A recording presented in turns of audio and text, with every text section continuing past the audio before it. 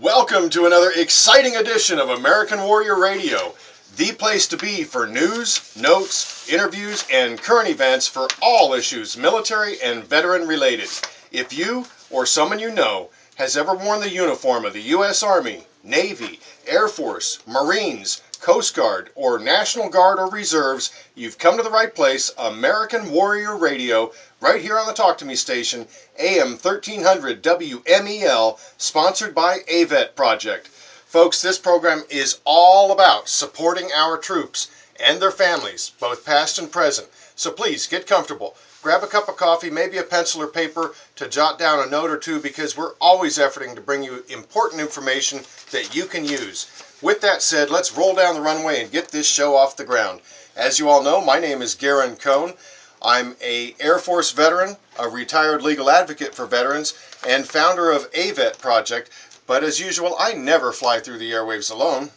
Good morning. I'm Glenn McGuffey, manager of your Brevard County Veteran Services team. I'm also retired from the Air Force, so as usual, you got a couple great blue suiters flying the airways for you today. Go Air Force. Go Air Force is right.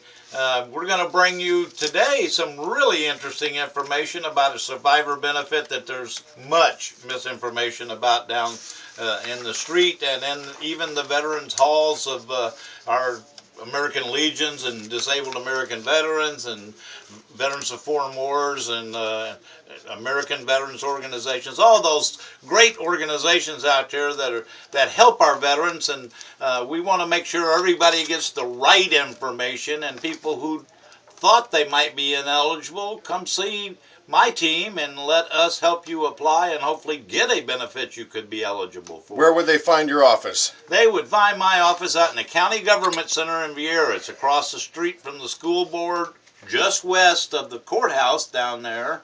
It's a group of 5 buildings, and we're in Bravo building on the first floor.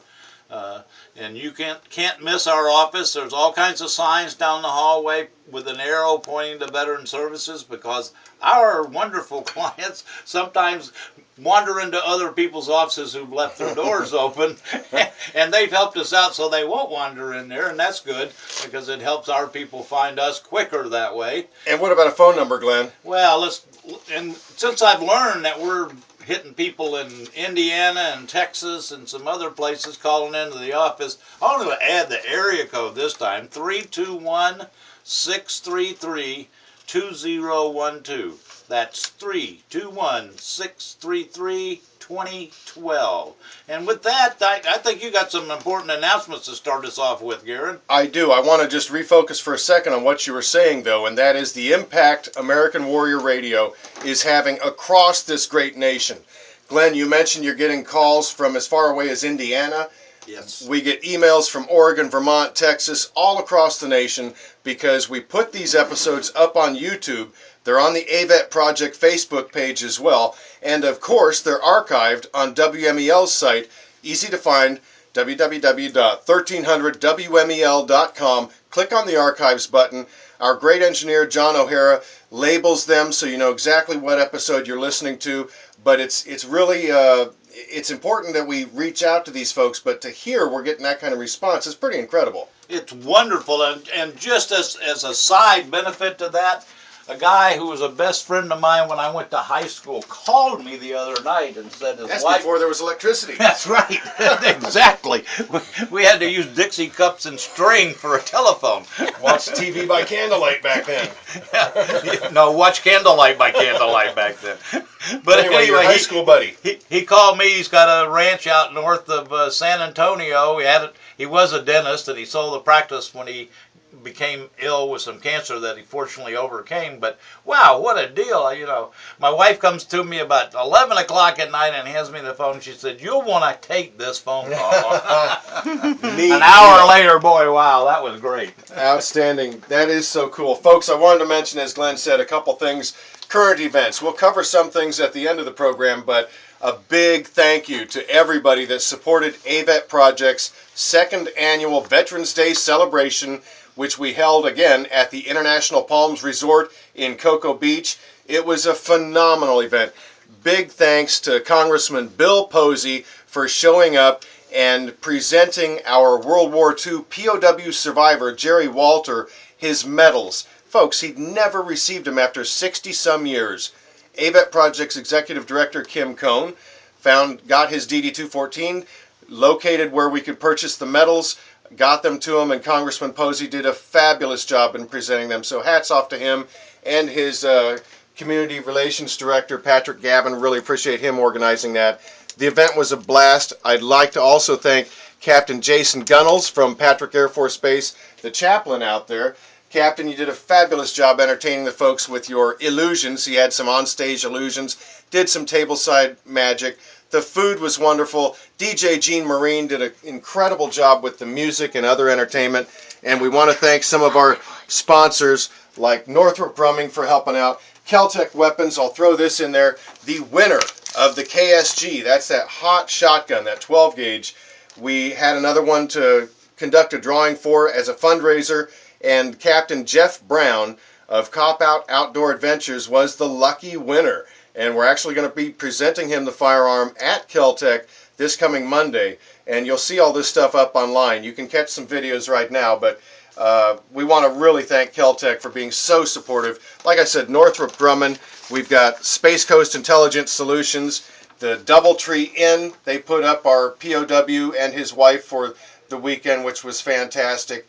WMEL Radio, of course, and I got to tell you, John O'Hara and John Harper rolled out the whole shooting match and did a live remote from there. Got some incredible interviews.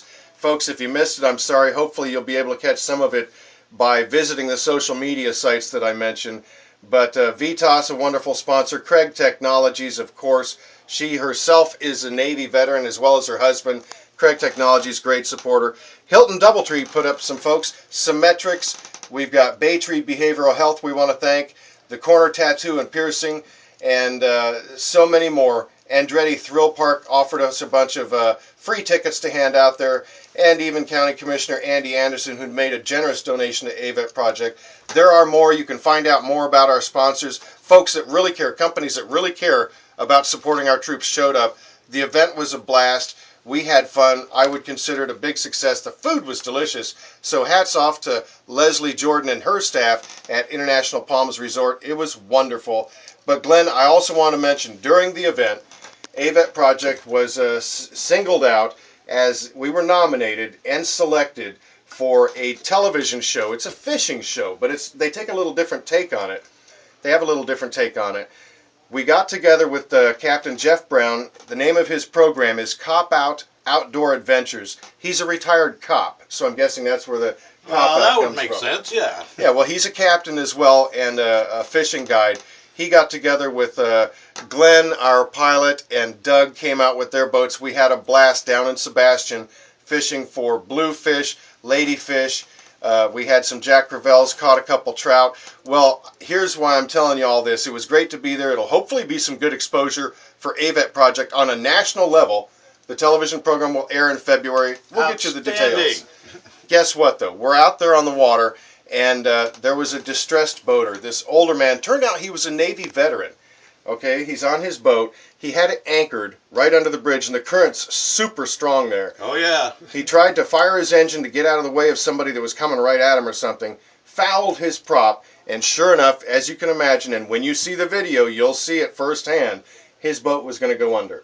Goodness. By the time we arrived, it literally was no more than a minute from becoming part of the seabed there, and of course, he would have been part of the river, and who knows what would have happened to him. Yeah, especially with that current down there. No kidding. Well, we want to thank Captain Jeff and Captain Glenn and even Captain Doug. We had two boats out there. They skillfully maneuvered. We cut the lines, saved him, and I want you to check out the video. It's already got hundreds of hits. If you go to avetproject.org, that's the website. You don't have to be a Facebook member. Go to www.avetproject.org. Lower left corner, click on the Facebook icon. You'll see the video of us saving this man and his boat. phenomenal day. We got a tremendous amount of media out of it, believe it or not. Channel 9 was running it. I think Channel 13 put it out there, but just watch it. It's kind of a heartwarming story to see how we jumped into action when we weren't expecting to. It just kind of happened like that. But it was a great day, and I want to thank Captain Jeff Brown and Captain Doug, and of course Captain Glenn, who is our boat captain. It's something you got to see. So go to the Facebook page and check it out. And let me say, that's just a continuation of what I tell you from time to time, and that's all the great things that AVET does, which is saving veterans, not necessarily under these dire circumstances, sometimes in a planned way, but the wonderful work they do. And it's, you know, in this day and age, there's more and more publicity about rascals out there trying to steal your money by using the good name veterans. This is not one of them. This is an outfit deserving of your support in any way you can do it, either in person, by monetary benefits, or all of the above. And in addition to that, I want to say you went through quite an extensive list of supporters for the event, and hoorah to all you people out there that supported that. That's what we're talking about, supporting our veterans. And I bet those same people are hiring veterans, and good on you. Yeah, exactly. And as a matter of fact, they are. You know, this economy is taking a hit, but if you're a veteran, you may get a closer look than somebody just off the street. But and it is, like Glenn said, AVET. It's an acronym for American Veterans Empowerment Team. We are a team. All right, nobody's getting paid. This is all out of the goodness of our heart and love for country and our soldiers, sailors, airmen, and Marines. If you want to get involved, go to the AVET Project Facebook page, click on the contact icon button there, or you can just email Kim, K-I-M, at avetproject.org and get involved on a volunteer basis. And of course, you can click the donate button. I'll talk about the toy run, which is important, and also our dinner for families of the deployed on Thanksgiving towards the end of the program. So please be listening for that, because there's a couple excellent opportunities to get involved. Before we go any further though, Glenn, we got a really important topic, and I know we haven't paid this much attention as of late, but I'm anxious to get into this. Tell us what we're going to be talking about. We're going to be talking about DIC, huh? Yeah, well, exactly. The big words that go behind that acronym are dependency indemnity compensation. A lot of insurance terms in there, as you might pick up. It's a survivor benefit that there's, as I said at the start, much misinformation about out there. There sure is. And before we get into that, I just want to remind people, first off, because it has a play into who might be eligible for this benefit, tell them who a veteran is, Garen. There's a lot of people who don't think they're a veteran. Yeah, and that's remarkable. We find that all the time. A veteran is a person who served in the U.S. military and was discharged or released under conditions other than dishonorable. All right, if you donned the uniform of one of our military service branches, you're more than likely considered a veteran. Unless you got discharged with bad paper, you're going to be considered a veteran. And whether you're a National Guard or reservist, there are different layers or levels of benefits, but if you have any question, obviously you want to contact somebody in the know, such as Glenn or his staff at the County Veteran Service Office. Yeah, come to our office if you have any doubt. Don't self-disqualify yourself out there. We see people every week, several people every week, which is sad, that could have seen us years ago who thought, I'm not a veteran, until somebody finally convinced me to come down here and see if I'm a veteran, and then see if I qualify for any benefits. And you talk about misinformation. There are so many veterans that don't think they're a veteran because, oh, I didn't serve during wartime, or I wasn't in combat, right, or I didn't retire. That just put that aside, folks. If you signed on the dotted line and committed a year or whatever your time was to the service of this great country, you're a veteran. Yeah. And let us worry about the details of whether you might qualify for a particular program sometime else. If you were in the military, more than likely you're a veteran. Yep. I mean, the odds are in your favor greatly. Oh yes, for sure. So this whole dependency indemnity compensation, like you said, that's some big words. Yeah. Commonly referred to as DIC. What is it, Glenn? Well, it's a benefit for the surviving spouses of veterans. Well, let me rephrase that. Certain surviving spouses of veterans. Now, who are eligible, potentially eligible, are the surviving spouses, and that does not include ex-spouses. I need a footnote right there. Unmarried children under 18 years of age, helpless children who have been helpless, determined to be helpless by the VA prior to age 18. They can be determined to be helpless after age 18 and would still have to present evidence to show they were helpless before age 18, before the age of majority. Children between the ages of 18 and 23, if attending a VA-approved school, we're talking college here normally. Sure. Sometimes it could be an extended stay in high school for many reasons. Or a vocational school or something like that. Right. And then, if we have time, we'll get into the Low Income for Parents program that even many veteran service officers who've been in the business for a long time don't understand. So. Right, and that's important to mention because there are a great number of folks out there that are assisting, whether they're with the American Legion, VFW, or whatever, on a local chapter level to develop claims and push claims into the VA. We, bless their hearts, they're doing what they can, but this is one of those issues in particular that you have to have somebody that's credentialed and up to speed on what the laws are. Yeah, because they have a tendency to change kind of frequently. My goodness, this week 4 major programs in the VA changed, and I still haven't figured out the first one to change. So I don't know how the VA is going to implement this stuff. I've been doing this for 22 years, and I still haven't got my arms wrapped around these changes. So, but that happens all the time, and unfortunately the volunteers are the last people to ever find out anything. Of course, they're kind of at the bottom of the ladder there. Now, so this DIC is a benefit to those folks you just mentioned, and is it health care? Is it money? What exactly does this program offer? Well, a good question. First off, if approved, it offers basic offer is $1,195 a month, tax-free payments to the surviving spouse, child, or other eligible. Parents is different, so. Right. So real money, almost $1,200. Yeah, well, and actually more than that when you factor in the tax advantage to it not being taxable.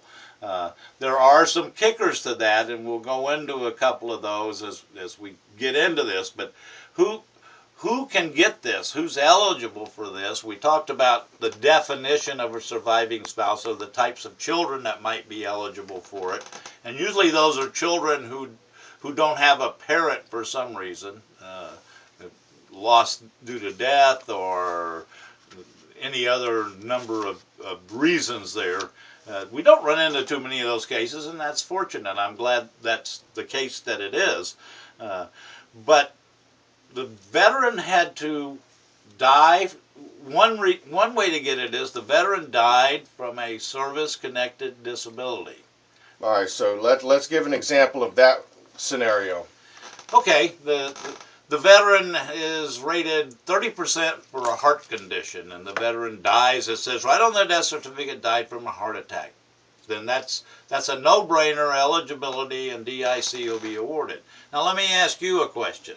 If the veteran is a Vietnam veteran, boots on the ground in Vietnam, did a year over there with the Army, we'll say for this example, never has filed a claim in his life for VA benefit, and dies of a heart attack, can the surviving spouse of that person get DIC?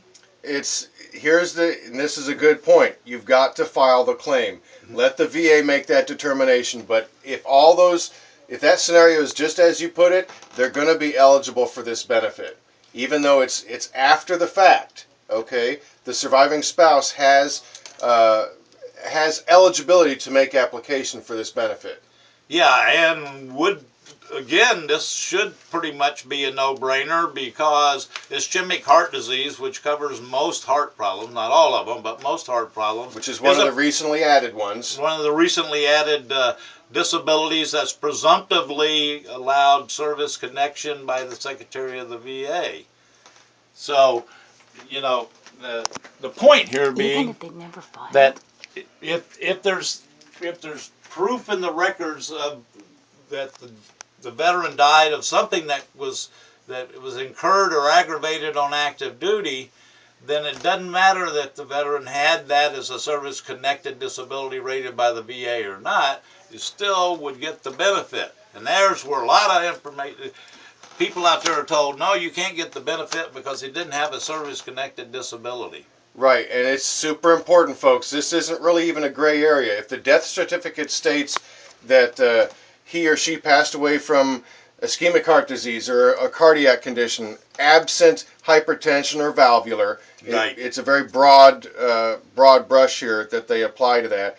Never filed a VA claim before, all right? Never filed it. The spouse can still go to somebody that's qualified and credentialed like Glenn or his associates and make application saying, hey, my husband, here's his DD-214. He was in country, boots on the ground, and though he never filed a claim, this is his death certificate. Please work the claim, and I'd like to be paid DIC.